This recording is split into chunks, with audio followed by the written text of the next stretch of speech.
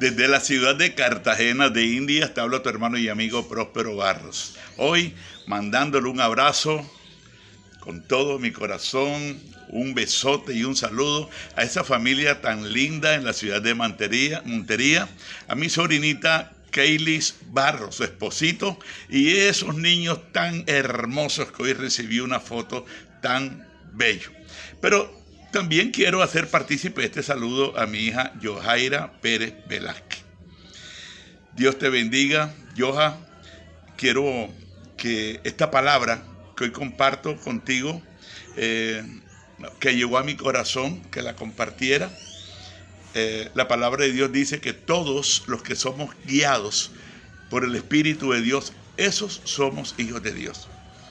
Lo importante es que lo que nosotros compartamos no sean conceptos personales, no sea a mí me parece, no sea yo pienso, no. Nosotros como iglesia no estamos para recibir de nuestros pastores yo pienso. No estamos para recibir de nuestros pastores yo lo considero así, yo creo así. No. Es para mirar qué es lo que la palabra de Dios nos enseña. Aquí es donde está la clave. No salirnos ni a la izquierda ni a la derecha. Recordemos siempre Apocalipsis 22, donde dice que el que le quitare o le pusiere, cualquiera persona que le quite o le ponga, ya está en problema. Y hoy quiero hablar la función de la iglesia específicamente. ¿Cuál es la posición de la iglesia frente a la política? Bíblicamente. ¿Cuál es la posición de la iglesia ante la política actual? Primero, pensemos por los ministros. La palabra de Dios dice en 1 Corintios capítulo 1, versículo 1, dice la palabra de Dios que Dios, el apóstol San Pablo dice, llamado a ser apóstol de Jesucristo por la voluntad de Dios, y el hermano Sóstenes. Lindo.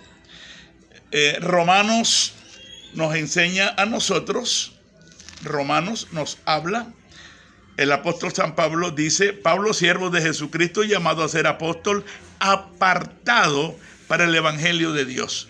Esto es algo que es muy importante. Es muy importante porque no podemos confundir el llamado ministerial del evangelio con los partidos políticos. Son dos cosas completamente diferentes. Los partidos políticos presentan propuestas sociales, entre comillas, para mejorar la condición social del pueblo.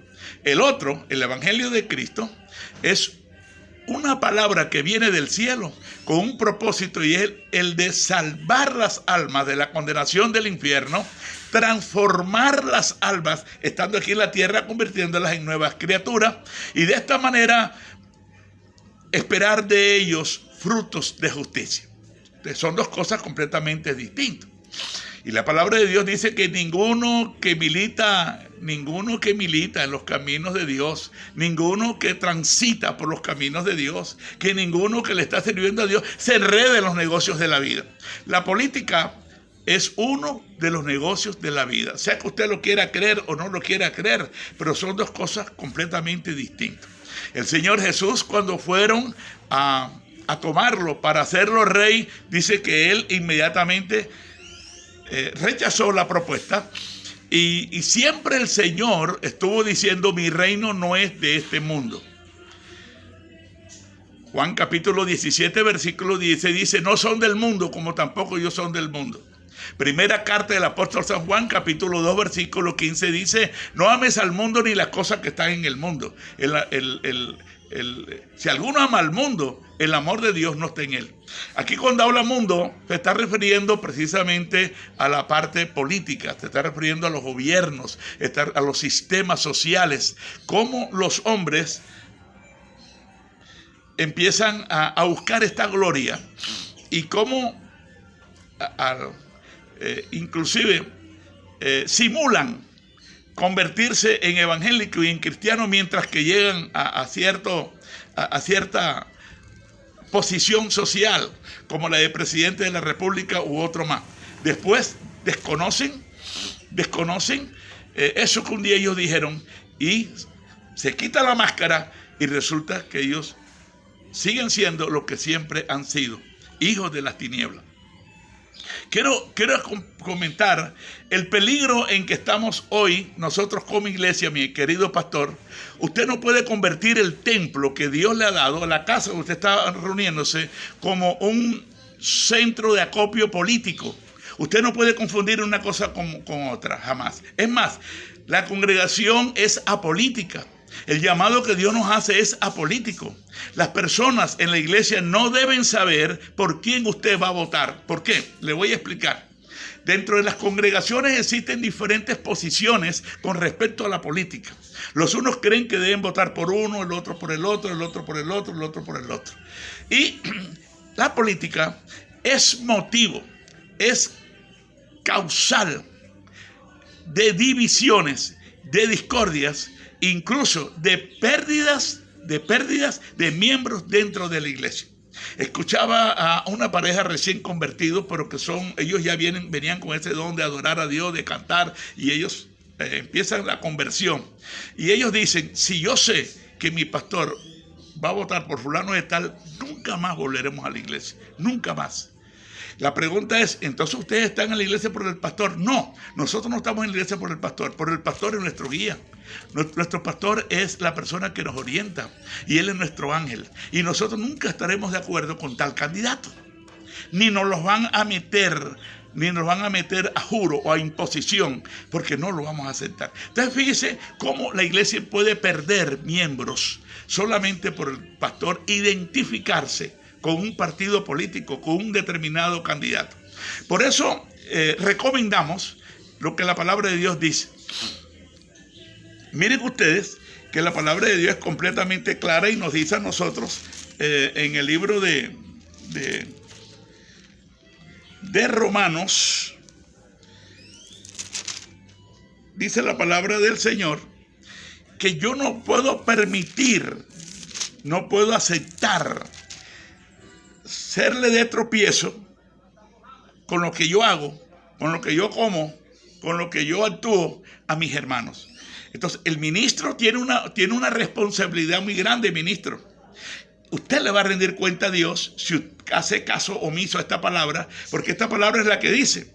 Él dice, tienes tu fe, tenla para contigo delante de Dios. Romanos 14, 22.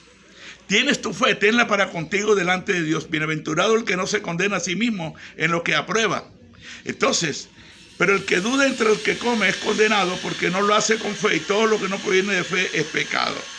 El apóstol Pablo está recomendando, el apóstol Pablo está aquí enseñando de que nosotros no podemos decir, a mí me importa lo que la gente piense, yo voy a votar por tal candidata, porque esa es mi candidata, porque ella me ha empleado a la señora durante tantos años. No, si usted desea votar, y todo cristiano debe votar, repito, todo cristiano debe votar, pero el voto es algo entre usted y ese candidato y Dios.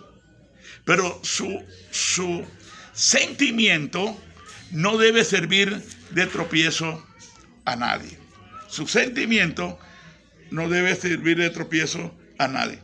Romanos capítulo 14 dice, no destruyas la obra de Dios por causa de la comida. Yo diría, por causa de la política. Porque hoy en día ya no hay problema con la comida, pero sí problema con la política.